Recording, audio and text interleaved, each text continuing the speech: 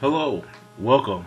This is an eWeb tutorial on how to make a sign in PowerPoint 2007. Okay, once you have your screen open and it looks like this, okay, let's start working with a blank palette. Okay, so what I want to do is I want to go up to Layout and I want to select a blank format. Okay, so now I should have a blank screen. Once my screen is blank, let's go up to the ribbon up top that says Insert. Remember, everything that goes across the top is a ribbon. That's something new in Microsoft 2007, new term, ribbon. Okay, so now once we click Insert, let's select Table, and then let's insert a table.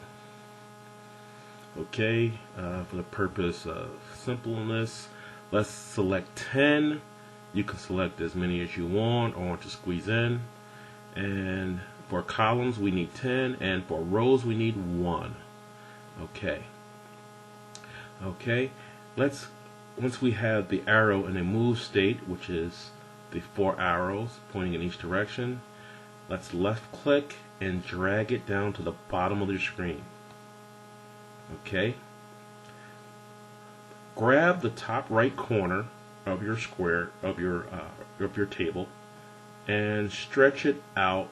That's called the scaling arrow to the corner of your page. Okay, and then let's go with the pull arrow and pull it right over here to the other side, so that your table goes from side to side. It's okay if it looks like it's going over a little. It'll be fine once it's done. Okay, so now let's left click in the first table, in the first box, and let's drag all the way across. As you're dragging, you can see it, the box is turning dark blue. All right, you know you have it that way. You know you are dragging across that way.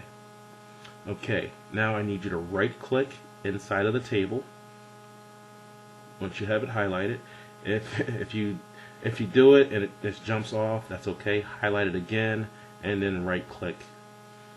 Alright, may take you a couple times to get that. Okay, so now we need to go and we need to format our shape. Now we want to select text box. And let's tell the text box that all the text should be rotated 90 degrees and should be located in the center. And then let's close.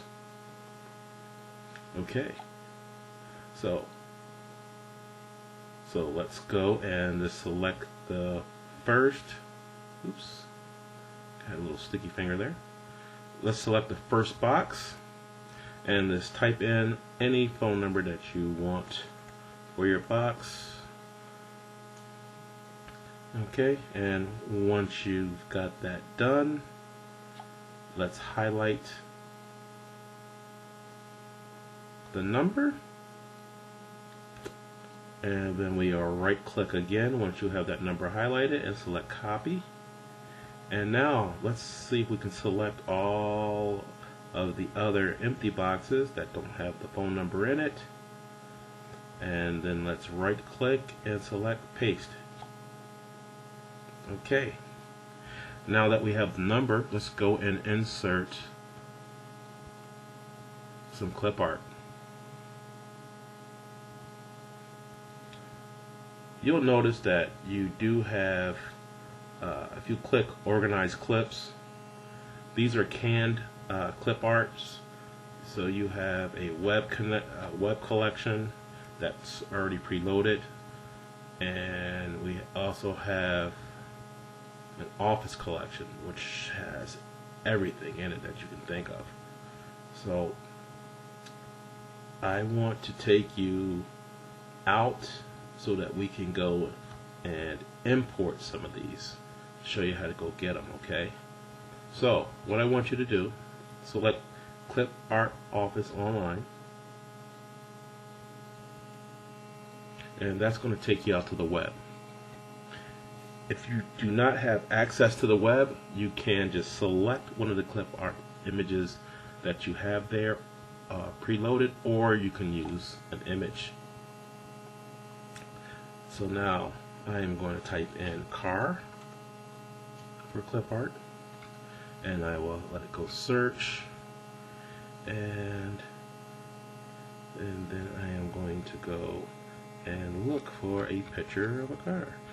And it's just, all this is a big library of images, and you go through and you find one that meets your needs.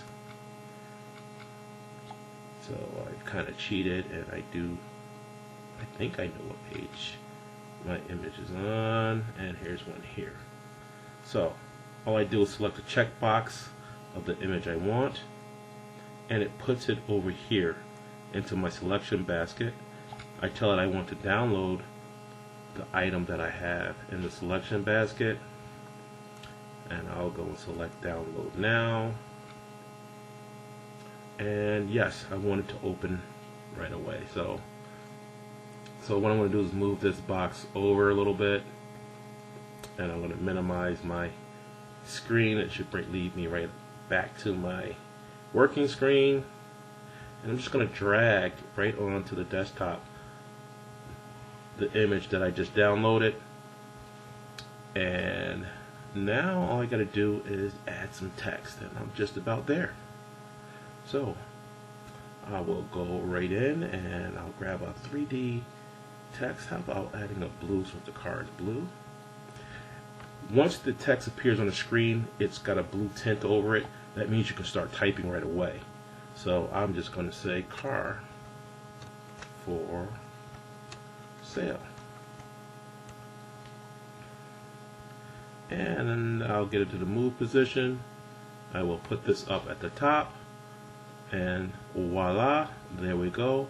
I have a sign with some 3D looking, and it's for sale. And if I wanted to change the background from white to another color, I would just right click on the white layer, and I can go to format background, and I want to fill.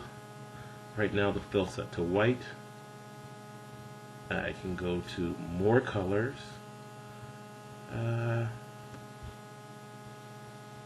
not the best at picking colors. So let's go and let's try to add a contrasting color. Let's try.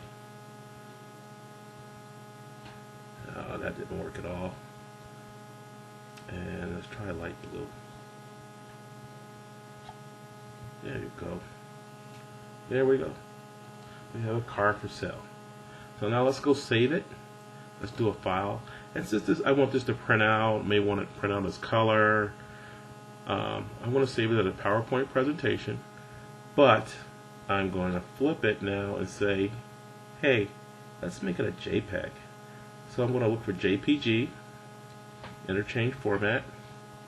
I'm going to name it, and I'll name this tutorial. Actually 3. Whatever you want to name it, you name it. And I have it going to be saved in my documents. And I hit save. And yes, just the current slide only I want to save.